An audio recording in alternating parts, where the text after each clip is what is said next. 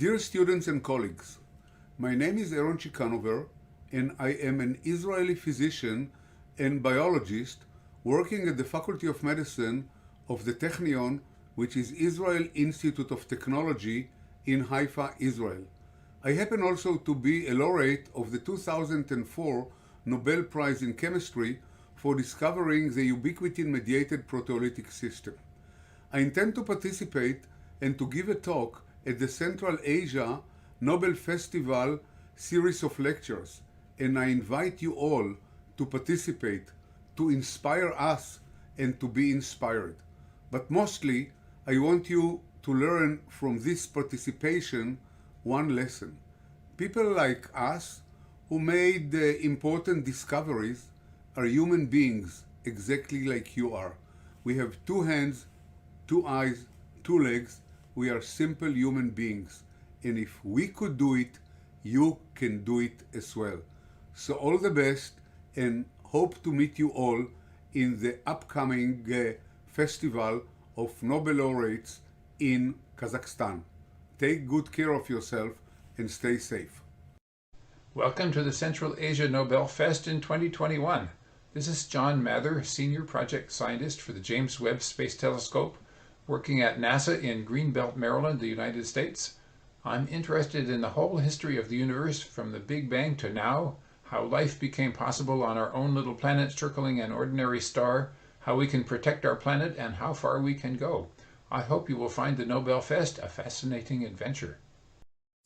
Hi, I'm David Spergel. I won the Breakthrough Prize in 2018, and I'm excited about speaking at the Central Asia Nobel Fest on my work and others on cosmology. Over the past 20 years, we've learned that atoms, the stuff that makes up us, makes up only 5% of the universe. So I'll be telling the story of how we probe the dark matter, the dark energy, and look back to the beginnings of the universe and learn how structure and galaxies and everything else emerges. Look forward to seeing you soon. Hello, I'm Christopher Haken, 2018 Breakthrough Prize winner. I'm very excited about the upcoming Central Asia Nobel Fest lecture series. I hope you'll join us. Nobel Fest.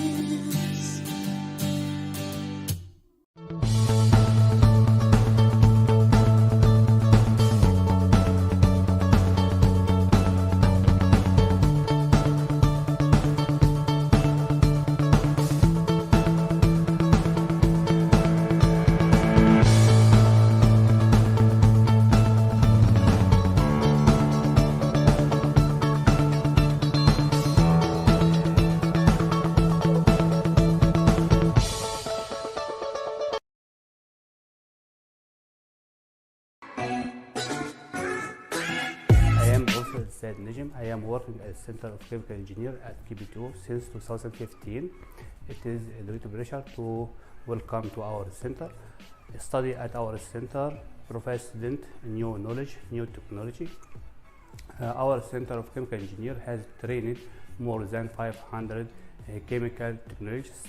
Our degrees lead graduates to successful lives and careers as scientists, specialists, and scholars.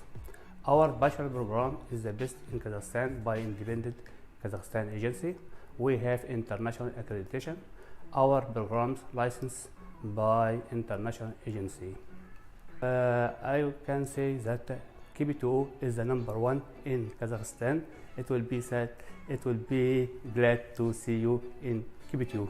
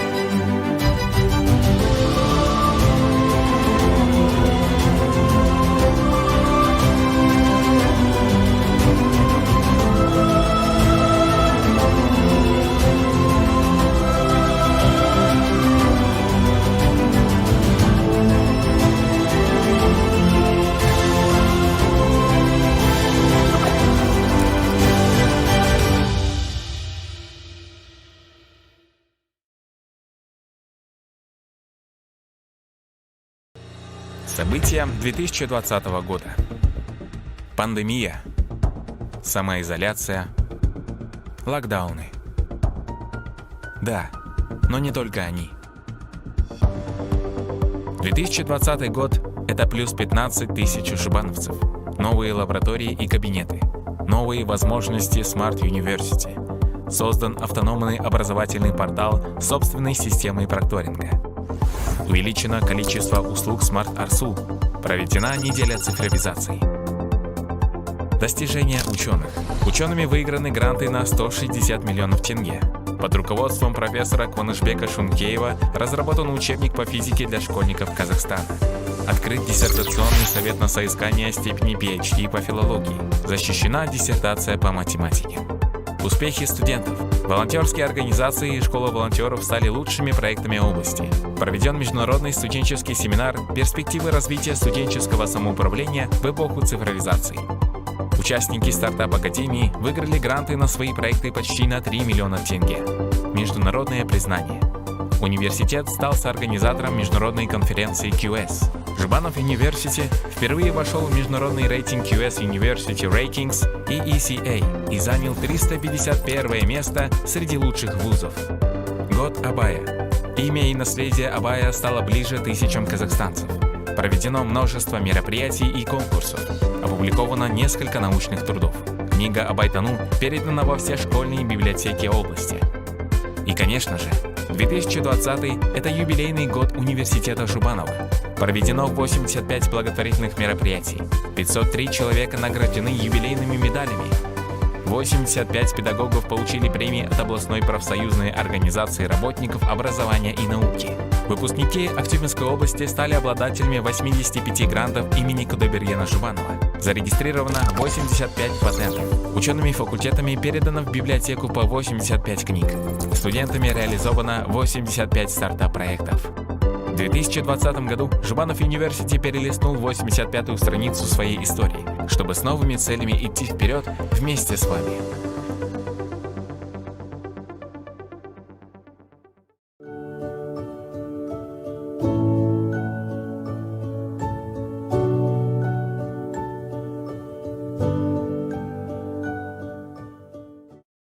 Dear students and colleagues, my name is Aaron Chikanover, and I am an Israeli physician and biologist working at the Faculty of Medicine of the Technion, which is Israel Institute of Technology in Haifa, Israel.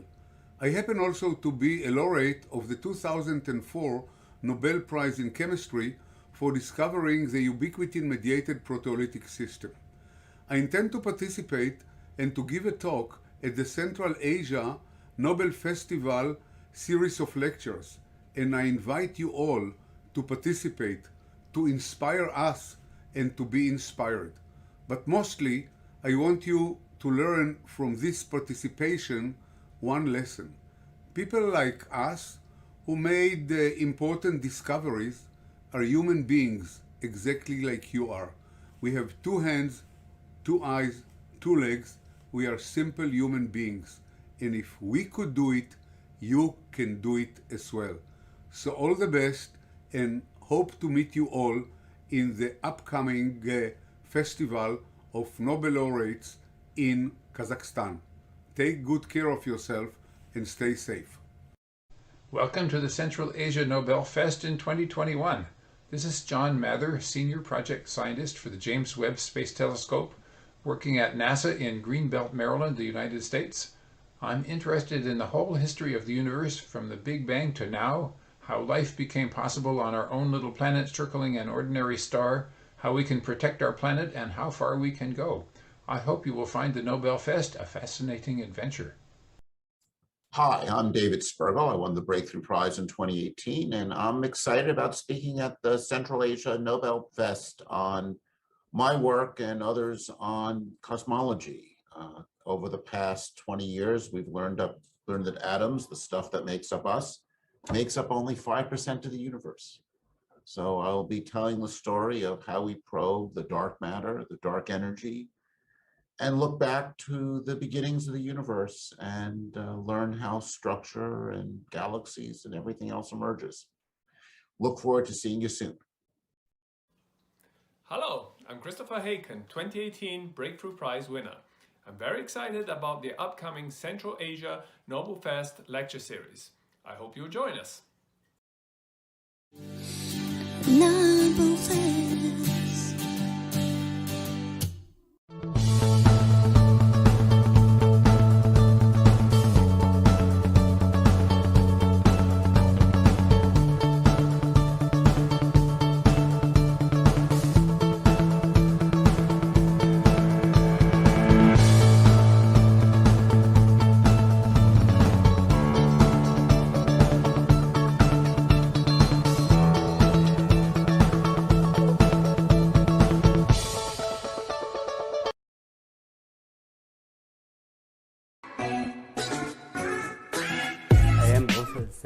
I am working as Center of Chemical Engineer at KB2 since 2015.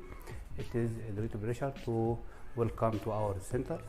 Study at our center provides students new knowledge, new technology.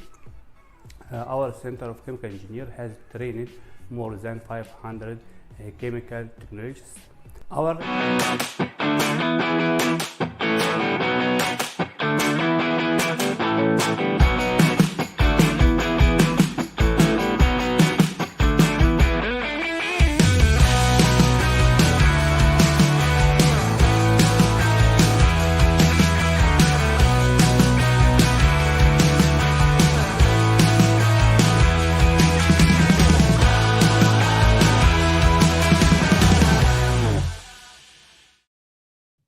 Thank you. Hello, hi everyone. I welcome everybody in our next lecture of the Central Asia Nobel Fest week lectures. It is my huge pleasure and honor to introduce our next speakers, Professor Lyman Page and Professor David Spergel from Princeton University. They are the recipients of 2018 Breakthrough Prize in Fundamental Physics. This is one of many awards received by our guests. They are well known for their immense contribution to cosmology and to our understanding of the universe. With that, I will give the floor to our presenters. Thank you. Thank you, and good evening to you. It's morning here. Let me begin by bringing up my slides.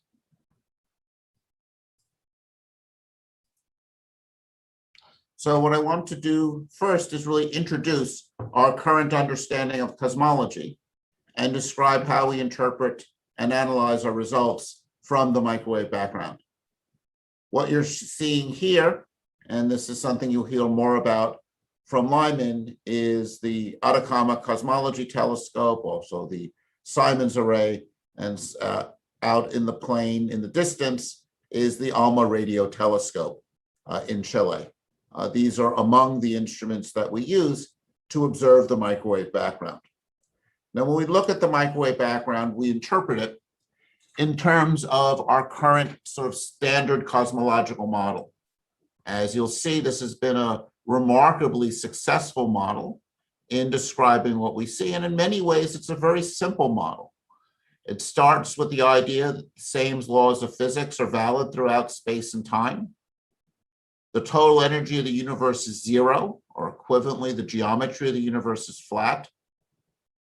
It's a universe that went through an interesting history. The universe starts at very high densities, very high temperatures in what we call a hot Big Bang, expands very rapidly through a rapid period of acceleration that we call inflation, that generates, as we'll see, a nearly scale invariant spectrum of fluctuations.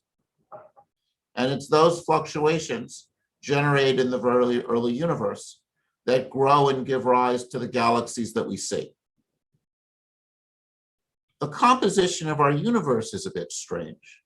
Atoms, the stuff that make up us, seem to compose only about 5% of the universe.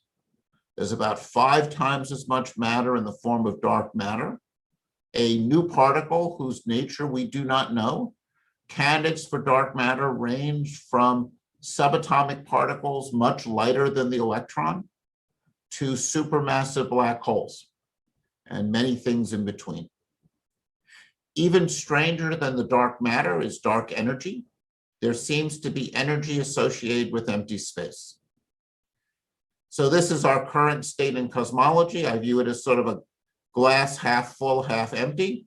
On one hand, we have a simple model with these 5 basic numbers: the age of the universe, the density of matter, the density of atoms, the amplitude of these initial fluctuations and how they vary with scale, that describe all the properties of the observed universe, yet very strange and very incomplete in that we only know what makes up 5% of the universe and have a rather incomplete understanding of the processes that give rise to the fluctuations that we see in the microwave background.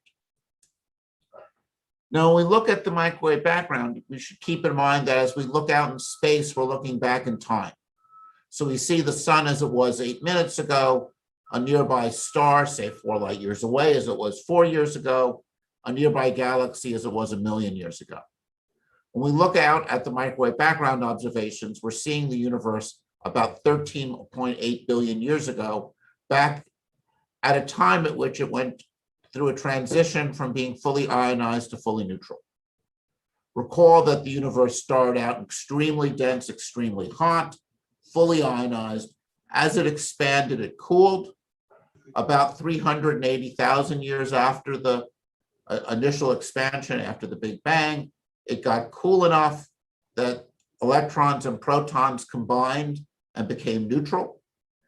This transition from ionized to neutral occurred soon after the universe went through a transition from having most of its energy density in the form of radiation, mostly photons and neutrinos, to being to its next stage of being dominated primarily by matter, primarily cold dark matter, but also, of course, atoms. When the universe underwent this transition from ionized to neutral, the universe became optically thin. That means photons can propagate from then to now. So when we look at these pictures right behind me of the microwave background, and Lyman will show you more data on the microwave background, you should think about you're looking out in space back in time to that moment 13.8 billion years ago when the universe's temperature dropped to about 3,000 degrees, and it was able to undergo this transition from ionized to neutral. And we're actually seeing in these fluctuations patterns in variations of density and temperature and velocity at the surface of last scatter. When we go to look at those patterns, the way I think of them is we're seeing patterns generated by sound waves. The universe starts out with variations in density and from place to place. Those variations in density create pressure waves. And as this picture shows, you see around a dense region, the pressure wave propagating out. You can see that sound wave moving out. That sound wave is a pressure wave in electrons and photons. And when we look at these patterns in the microwave sky, the basic underlying physics is the pattern generated by those sound waves. And when you have an excess of electrons and photons, you'll see that generates a hot ring because you've got that excess of electrons and photons. What's left behind when the sound waves go out is the dark matter. Remember, the universe then has 3 dominant components: dark matter, atoms, and photons. The electrons and photons are tightly coupled, so they behave as a fluid. The dark matter stays in place, leaves behind this deep potential well that produces a cold spot. So as we'll see, the characteristic pattern behind me can really be decomposed into cold spots surrounded by hot rings and hot spots surrounded by cold rings, depending on whether they represent initial underdensities or overdensities. So the pattern we see in the microwave sky is actually a linear combination of many different waves. So when we look out at this map, what we're seeing is the combination of the initial conditions in the universe, the physics that gave rise to the density fluctuations we see, plus the physics of how sound waves propagate. Because of that, we can learn a tremendous amount from the microwave background, both about the initial conditions of the universe and the physical processes that give rise to these waves. And we can observe this both by looking at the pattern of temperature we see and the pattern of polarization.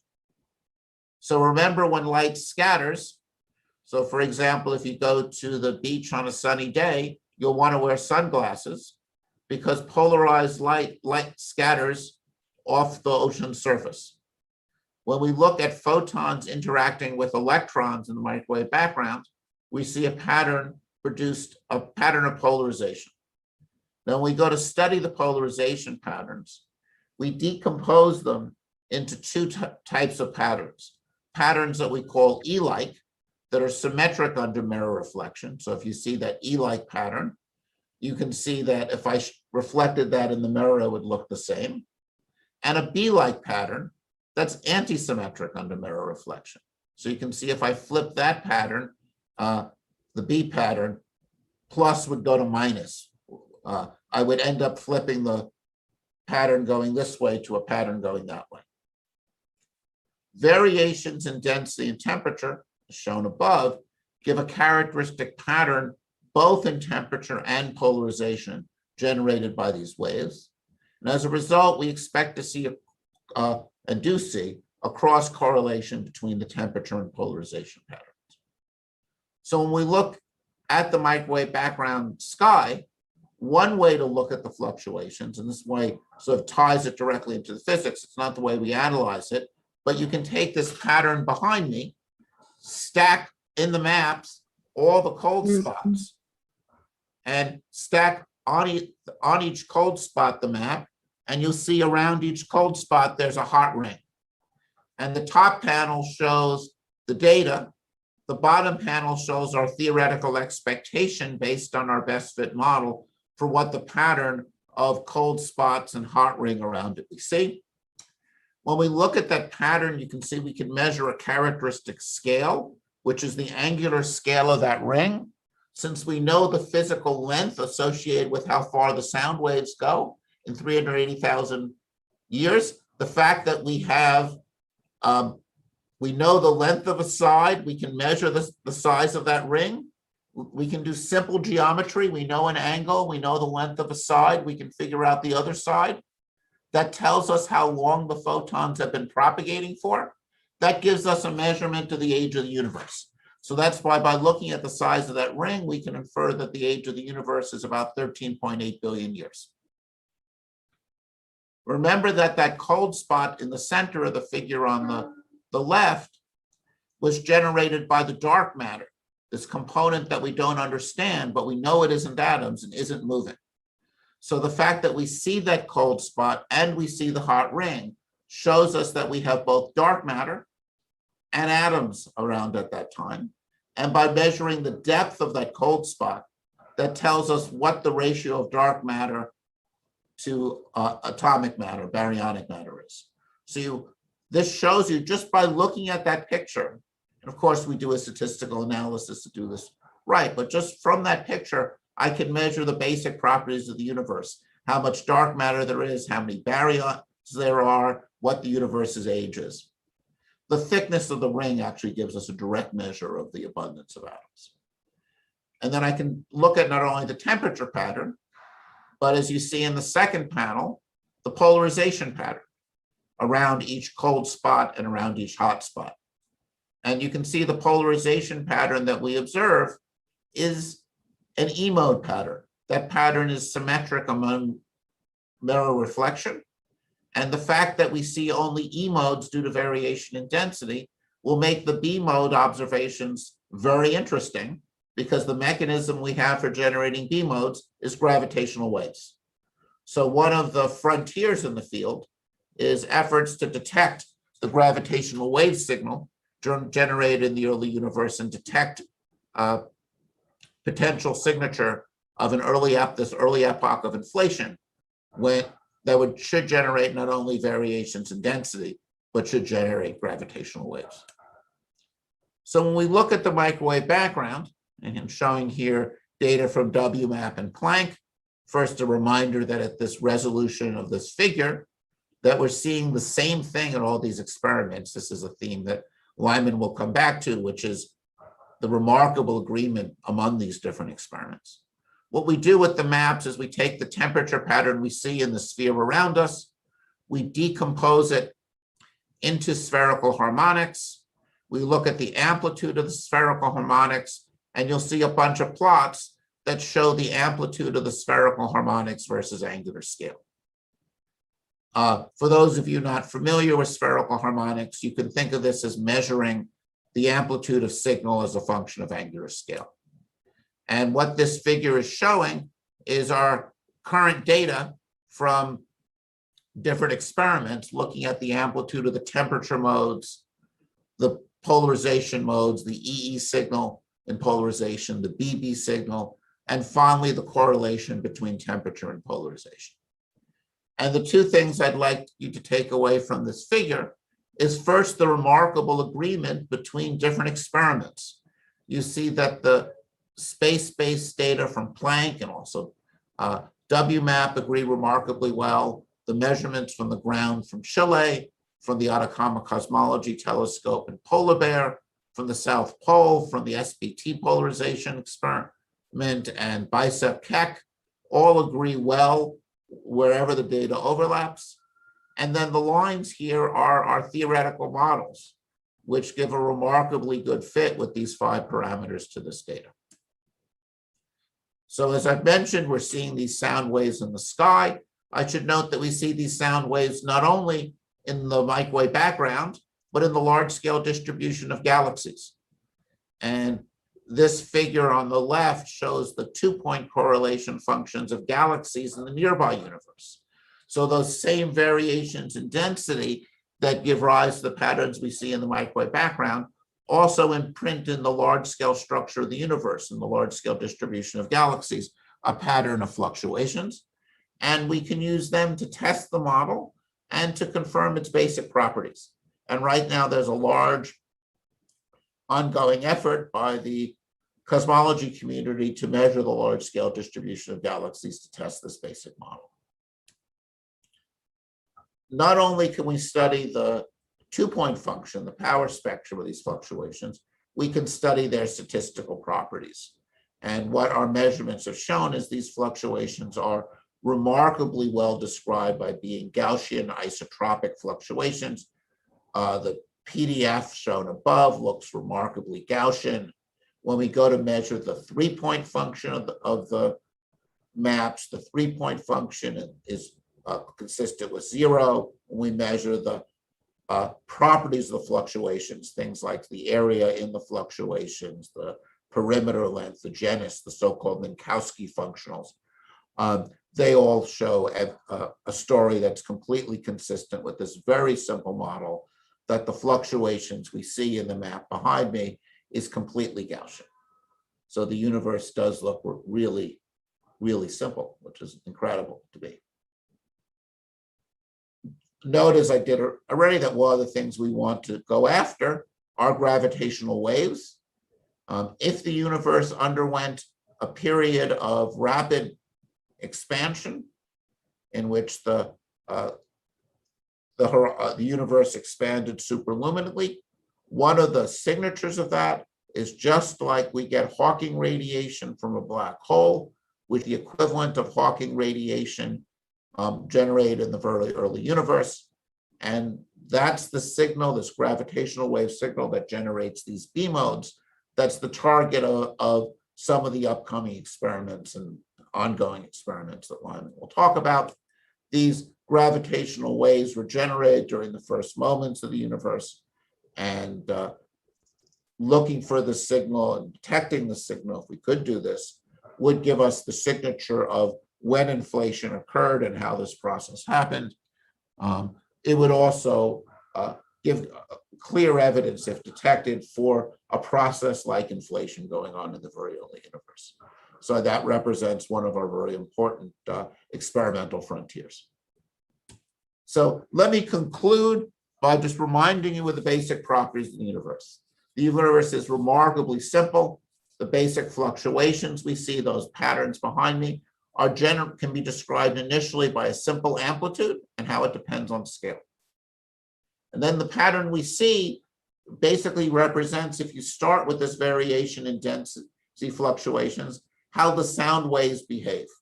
And how those sound waves behave depend on how many atoms we have and how much matter we have. It gives us the density of atoms, the density of matter, determines how the sound waves respond. And once I know that response, the actual size of the hot and cold spots depends on the distance to the surface of last scatter, how far back in the universe we look when we look back 13.8 billion years. So it gives us a measurement of our age. And this model fits not only the microwave background observations, but our large-scale distribution of galaxies and the basic properties of the universe. Well, it's simple. There's an enormous amount we don't understand. And for the students, this should be incredibly exciting because there are huge problems that need to be solved. And there are problems that demand both theoretical work to develop these ideas better and experimental work to go after and detect these particles. We don't know what the dark matter is that makes up most of the mass of our galaxy, is 5 times more common than atoms. All we know is that it's different from anything else we've observed to date. We see that the universe is accelerating today, and this acceleration seems to be driven by dark energy. We don't know what makes up this. Atoms make up only about 5% of the universe. Not only do we not understand the universe's composition, we don't understand the answers to some of the really basic questions that humans have been asking about the universe since we looked up and started to think about the world around us. How did the universe begin? Is our universe unique? How will it end? What is the origin of the fluctuations that we see in the microwave sky? Did the universe indeed undergo a period of expansion like inflation that generated these fluctuations? And if so, we should see gravitational waves. And if not, and then the universe didn't have a beginning, and the universe is, say, cyclic or went through periods of expansion and contraction, are these plausible mechanisms, and can we find the signatures of those mechanisms? So we have in the past 30 years made remarkable progress in cosmology. We've mapped these fluctuations in detail. We have a simple model that fits a host of data. So we've progressed a great deal. We've learned a lot. But I think despite all that we've learned, there are deep and profound questions that we cannot answer, and a tremendous amount to do. So let me now turn this over to my colleague Lyman Page to talk about how we go about measuring and studying this microwave sky.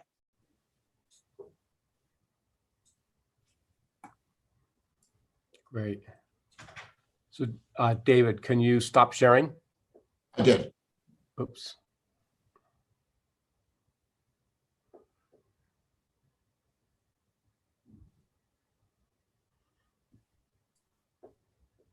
Let me see. Good. Is that working? Good. Okay, thank you. Okay, David, great, thank you. So I'm Lyman Page, a colleague of David, and I work on where David works on the theoretical end. I work much more on the experimental end, and we meet in the middle. And one of the things I hope you take away from this is that what I wanted to tell you about how I actually make the measurements, but one of the things I hope you take away is that these are the advances from this field have come from the blending of the theory and the measurements, and the measurements are now really precise. And we keep going back and forth, and we can see what models fit and what don't.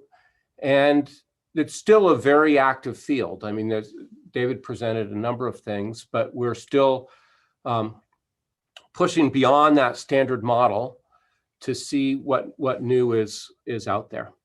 And what I want to do is go over how we actually measure it so that you can get a sense for how straightforward it is and why you should believe all these, why you should believe the measurements, and then why you should, and David can tell you about why you should believe did tell you why you should believe the theoretical interpretation.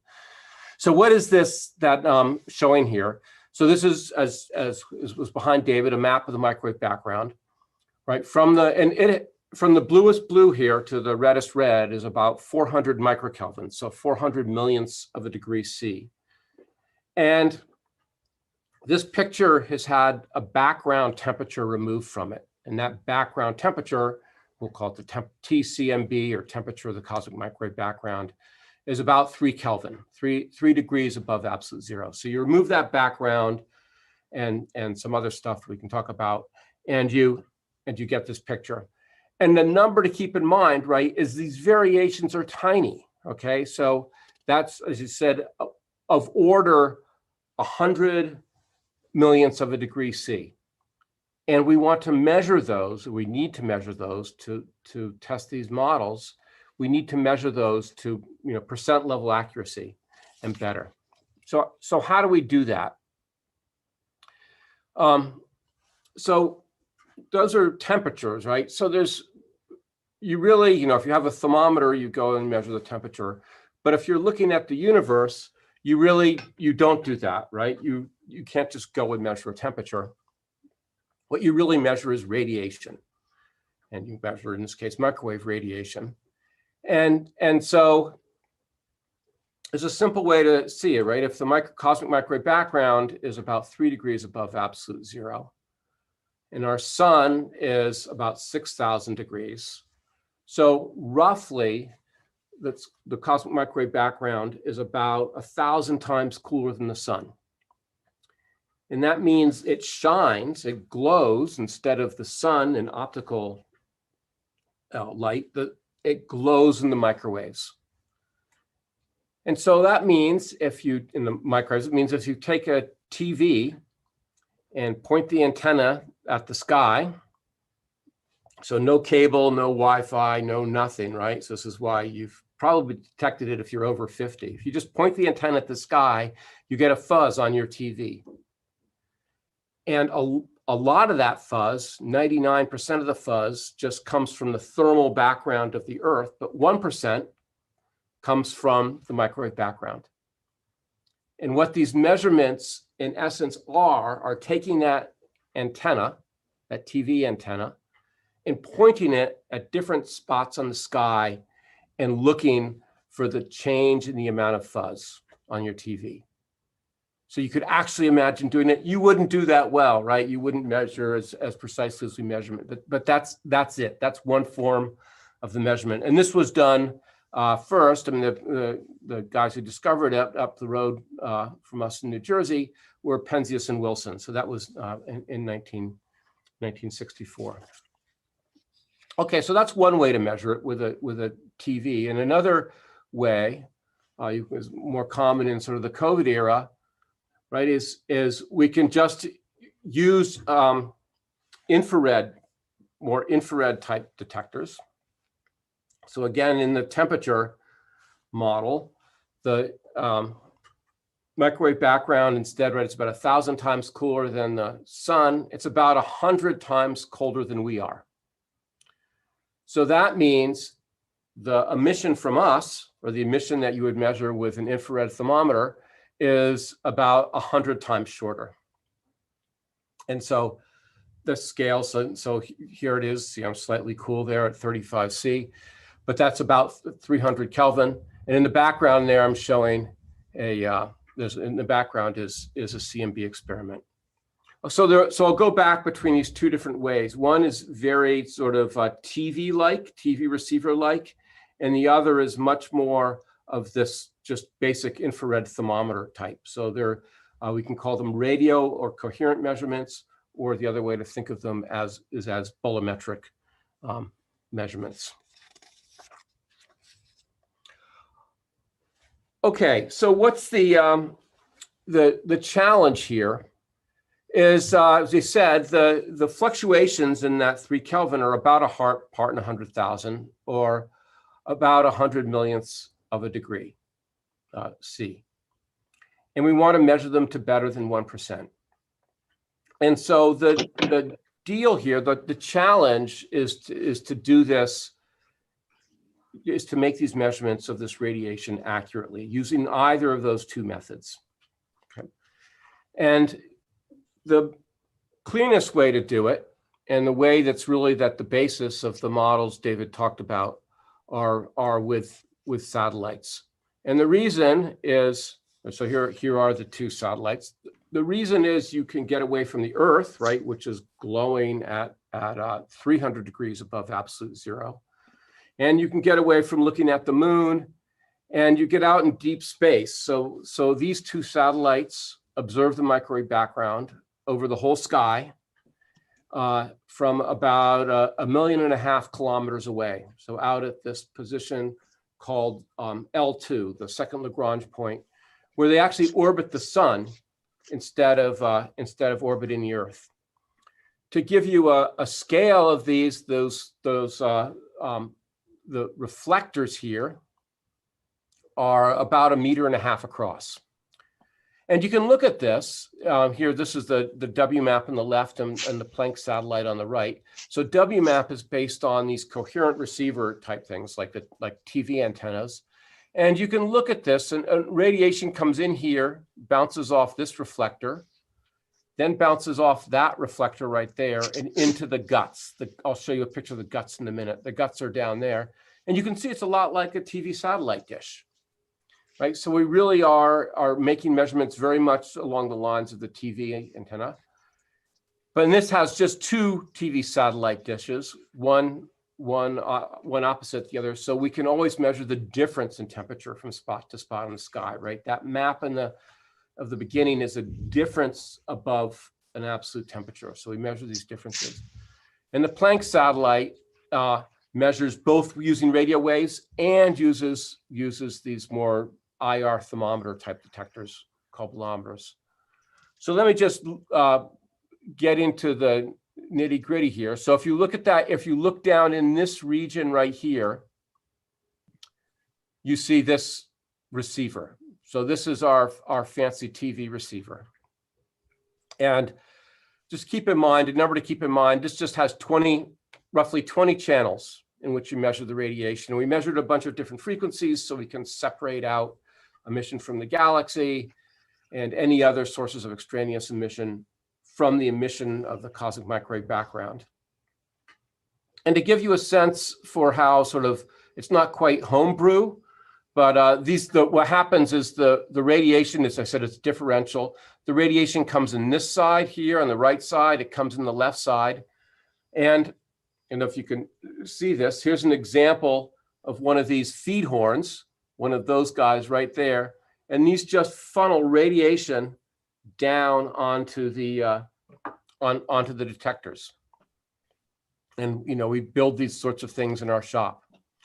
So we have 20 of these, and this is how we measure the sky with WMAP, and it just sat up there for 9 years taking measurements.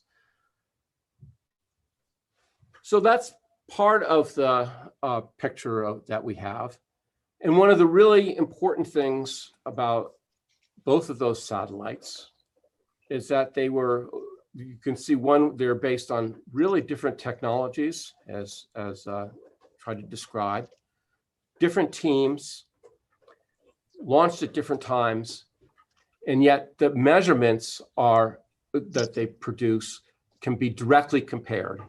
And the comparison is really, really good. And so we know we're really measuring something on the sky, right? And we're something that's well beyond the Earth and well beyond the galaxy. It's one of the hallmarks of scientific progress when you can go and make a measurement one way and you can do it in a completely different way and you get the same answer. So we really believe the measurements. And so those were in space. If we want to look at higher angular resolution, right, what we have to do is look from the ground, because the angular resolution with which you can look at the sky depends on the size of the optic through which you look. So on the ground, these are sort of 3 to 10 meter telescopes. And so these are all operating now. These are the 3 most prominent ones. One's at the South Pole, that's the South Pole Telescope. The one David and I are part of is in Chile. This is the Atacama Cosmology Telescope. And also in Chile is the Polar Bear Simons Array Telescope. And these are all these sites because from the ground, you have to look through the atmosphere. And the atmosphere is this, you can see clouds, right? And water vapor and everything. And what we want to do is get above as much of that as possible. You can see these are all bright, clear days, but we want to get above as much of that as possible, so we can peer through the atmosphere and look out at deep space. And again, what these telescopes allow us to do is pick up and compare with WMAP and Planck, but looking at higher resolution and looking more deeply to test the fine details of the model. And this is to give you an idea of how this is, where this is being done, right? This is the picture that David started out with. And this is the ACT telescope. And you can see that it's got these huge, you can see the telescope in the middle there. It's got these big ground screens around us to shield us from the Earth. This is the Polar Bear telescope over here on the left. The CLASS telescope is being run by colleagues of David and mine. And then the way off here to the right is the ALMA telescope, this huge millimeter array that's down in, that's making millimeter wave maps of the sky. And as he said, this is all up at, this is high, this is all at 5,600 meters to get above the atmosphere. And here's the sort of the change in technology from WMAP to what we're doing today. So these are from the ACT telescope. And whereas you remember the heart of WMAP had sort of 20 receivers, the ACT telescope has about 4,000 equivalent receivers. And the detectors, whereas WMAP ran at about 20, physically ran at about 20 degrees above absolute zero, these all run at a tenth of a Kelvin above, a tenth of a degree C above absolute zero. And each one of these little holes there lets in radiation and measures it at 2 frequencies and 2 polarizations. So this is just a huge advance. And now, just again, with the steady progress over the years, these arrays are twice as sensitive as the per second as the Planck satellite. So we're making incredible progress on the ground. And so, and these are, this is just the start. This will keep growing. Okay, so that's sort of, and why do we keep, building these more fancy detectors and more telescopes and things like that? And it's because we have this standard model of cosmology that David outlined. It's really simple because the universe is so simple. But we know it's not complete. There are all those problems he talked about that, and all those open questions, I should say. But even if we get answers to that, we know there are other elements out there. There have to be. We know the universe is full of neutrinos, and we should see their signature in the sky. We're doing that. We know all this beautiful structure in the universe formed, right, from these very smooth variations, and we're trying to piece that puzzle together with a microwave background. There are tons of things you can do. One of the biggest questions, and David started to talk about this, so I want to add to it, is are there these gravitational waves from the birth of the universe, this analog of Hawking radiation from black holes that he talked about? And we're trying to make these measurements to see them. That's one of the drives, to get more and more detectors and more sensitive detectors. So let me just take a step back and say what these are. So what is a gravitational wave and how do we think about it? It's a propagation in the disturbance of space-time, right? That squeezes space in one direction and expands in another. So that's, try to show that here with, this is the squeezing coming in, and this first one left, right, and expansion, and then a half cycle later, it reverses as a gravitational wave propagates in space. And we measure it with a strain. So you can take a meter stick, right? If a gravitational wave went by a meter stick and it was compressed or shrunk by 1 centimeter, that would be 1 centimeter over 1 meter, we'd say the strain changed, space was squeezed by 1%.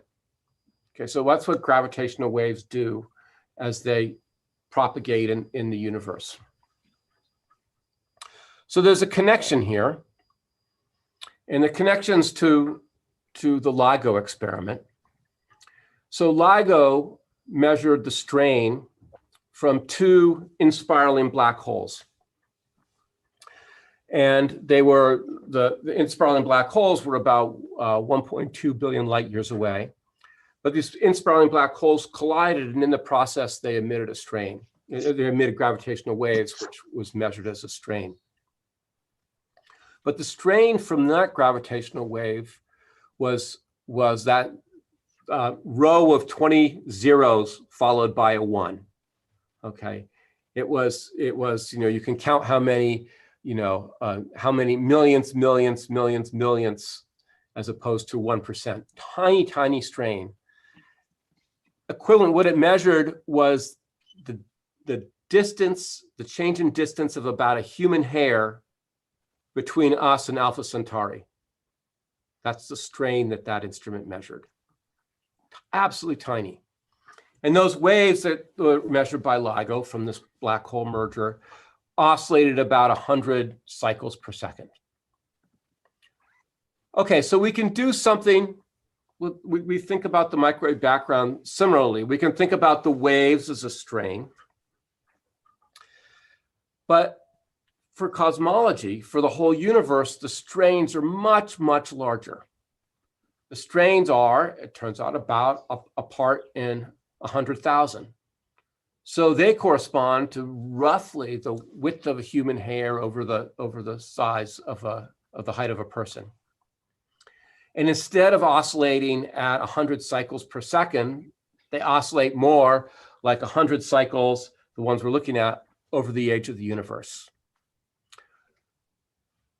And so this is the signal we're looking at. You can sort of think of this as that space is being squeezed, right? The whole universe is being squeezed by these primordial gravitational waves. And if we can measure them, right, we'd have this new connection between gravitation and these quantum processes of the early universe that David mentioned. And of course, a new test of our cosmological model. It would really give us much more faith that the inflationary picture of cosmology was correct. So how do we measure them? We measure them through their polarization. So again, David mentioned that the microwave background was polarized. Here's a picture of it. Here's a picture of the microwave background with the temperature variations plotted in back. And these little lines are showing the polarization. And this is about roughly 20 full moons across to give you a scale. And what we're looking at, we said the fluctuations in the microwave background are about roughly 100 millionths of a degree C. The characteristic temperature of these gravitational waves is less than 100 billionths of a degree C. So these are tiny. So we keep pushing, and we want to measure them with high accuracy. So we keep pushing our measurements and keep pushing this technology so we can measure these as robustly as we measure the temperature fluctuations. So we're trying to measure fluctuations in polarization as accurately as we measure fluctuations in temperature. So there are a bunch of groups doing this around the world. We're both part of one of them. This is called the Simons Observatory Collaboration. This is the largest funded CMB experiment done on the ground yet. We're building another large telescope to measure the fine details of the microwave background. And we're building some smaller telescopes to go after these primordial B modes, these gravitational waves that we just spoke of. And this is funded by the Simons Foundation. And so this is ongoing. This will be in the field and taking data within a couple of years.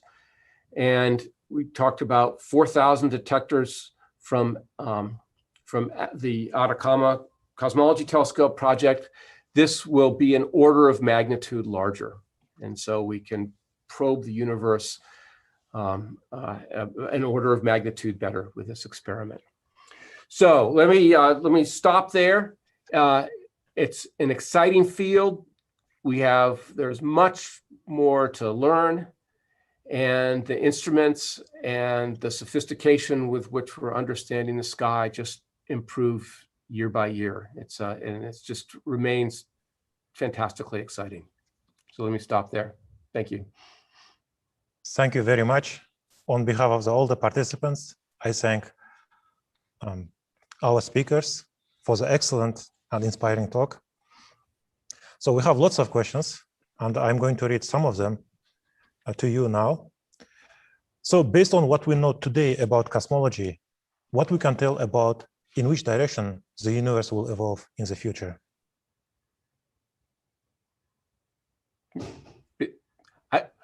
Let me start, and then David can take over. Does that sound good?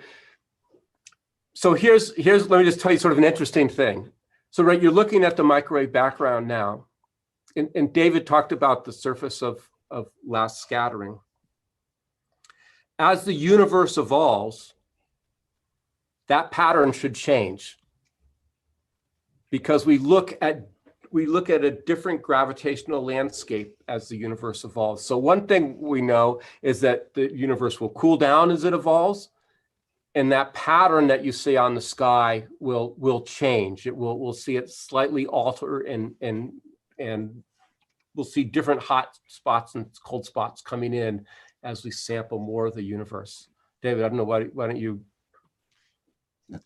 add more theoretical side? Well, as Lyman said, the key thing we know about our universe is it's expanding.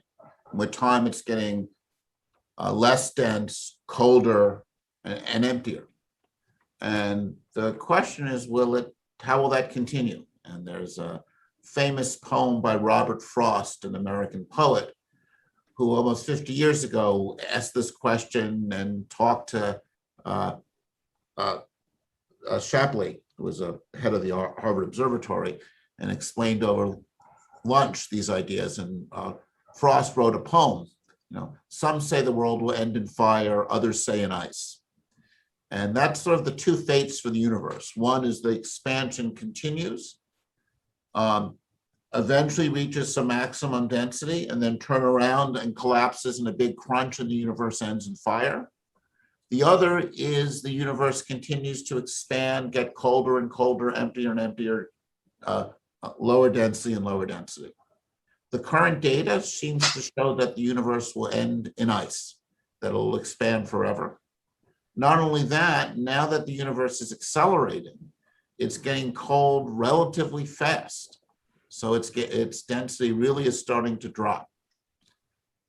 Since we don't know what the dark energy is, we do not know the universe's ultimate fate. If it is vacuum energy, a uniform energy associated with empty space, it'll just expand forever and ever, get emptier and emptier with time. If it's not a vacuum energy, but the vacuum energy might decay, then depending on what decays into, then there are different possibilities for its future. So in many ways, our efforts to study what the nature of the dark energy is an effort to answer your question about what is the ultimate fate of the universe. Thank you very much for this answer. Actually, and there's an intriguing thing, right? And Dave, if you want to say more of this, right? That this inflationary period in the early universe has a lot of the same character as the accelerated expansion that we're going through right now. It's intriguing. Exactly. Like the universe seemed to have accelerated once in the very early universe and then stopped. And perhaps this period of acceleration we're entering now is just a a temporary period in the universe's history. Now, when we say temporary, it's compared to human lifetime, it's going to last a long time. We're imagining it lasting for many billions of years. Thank you very much. We have another question. What we can tell about how universe began? And also, is there any evidence suggesting that the location of the Earth is something special in the universe? Well, we don't seem to be in a special place in the universe. The universe seems to have the same rough density properties and same physical laws, where in a sense, our galaxy is not in a special place. It's an interesting question, which we don't know the answer to, is how special the Earth is. We know planets are common, we know stars are common. It's a separate discussion outside of, in a sense, of our topic about the, we think about the origin of life, how special the Earth is. For the universe's beginning, there's broadly two possibilities. Time began 13 billion years ago, and asking the question, what was there before time began, before the initial singularity, is like asking what's north of the North Pole. There just isn't something there. Time just emerged and the universe emerged, as it were, out of nothing. And that's one school of thought. The other is that time lasts forever, and that the universe is cyclic and goes through periods of expansion and collapse. And there's a lot of theoretical work exploring both possibilities. One of the things that to me is most intriguing in trying to address these questions is if those possibilities can make observational predictions, so that Lyman and others can go test it. And that's one of the things we work on. Let me just add a couple of things. Maybe on the first question about Earth, so just a way to think about the universe, if you could suddenly be transported to the edge of the observable universe, right, to where the microwave background comes from, if you were suddenly transported there and looked around you, the universe would look just like it is around us, in rough detail. Right, there'd be stars and galaxies and planets and things like that. And you'd look out and you'd see the microwave background, but you'd see a completely different picture than the one that's behind David right now. So then just to, as a, whatever, gives you a cosmic perspective. On the early universe, right, we're in this position right now where the model is really good, right? And the data are really good. And the data fit the model really well. I mean, to the limits of measurement in many cases, right? That's an amazing statement, that you look over the whole sky and you measure billions of pixels with huge accuracy, and you reduce those measurements to, depending on how you count, 5 or 6 numbers. And those agree with the model. I mean, that's just an amazing state of affairs. And again, it's true no matter if you do it, no matter which group does it, you get the same thing. So we're looking for a breakdown there, something new. And that's why we keep pushing for more and more sensitive detectors. We want to find these gravitational waves if they're there, because that will tell us something new about how the universe began. David mentioned Gaussianity. It's telling you how the fluctuations are, the distributional fluctuations. That's another opportunity. We want to keep searching for these little chinks in the armor of that hugely successful model. So it's what we all want. We want to see where the model breaks down, and that will give us more insight into how the universe began. Thank you very much. Thank you very much. And unfortunately, we are running out of time, so we have time for one more question. And this is a question from the audience. And this is perhaps a little bit personal question. So one of our participants is asking, what is motivating you two to work together beyond the synergy of observation and theory that you mentioned before? One of the pleasures, actually, get along. It's fun. One of the pleasures of doing science, and this is something I think I didn't really appreciate it as a student fully, and I think we don't advertise in a sense as much is the pleasure of working with other smart, interesting people who are excited about these deep and profound questions. And I think this is something really wonderful for, the students here as you think about this, becoming a scientist. Becoming a scientist is a chance to become part of a community where you have a chance to work with and develop deep friendships with people over the years. It's also a chance to be part of an international community, right? You can, as a cosmologist, go anywhere in the world and you know the other cosmologists and you're welcomed and you interact and you discuss and argue and think about the same kinds of things. And of course, this is also true about our colleagues who study genetics or geology or chemistry. You're part of an international community and you get to work together. And one of the important things you want to look for in colleagues for projects is people who bring skills and you are doing good work, but also people you like to work with. Lyman's great to work with, so it's been a pleasure. Yeah. And so David's good to work with. We've actually, I think we've co-authored over 100 papers together, so it works well. But the other thing is these are tough problems to tackle, and no one knows it all, and it's great to just I just learned a huge amount working with David and other colleagues. And I think they all, and you get outside of your comfort zone and you just learn new things, and you want to be open to that. It's really important to be open to that. You can't go in, there may be a few people in history who can go off in a hole and come up with something new, but I'm not one of them. Most of us, we like to work with people to expand our minds and to do bigger things than any of us could do on our own. And that's been, and you just get the right groups to do that, and it clicks, and it's a joy. It's just a lot of fun. Thank you very much. So unfortunately, we run out of time. So on behalf of all the participants from Central Asia, I thank our speakers, Lyman and David, for the excellent and inspiring presentation. Thank you very much. Bye-bye. Very nice talking with you. Bye-bye.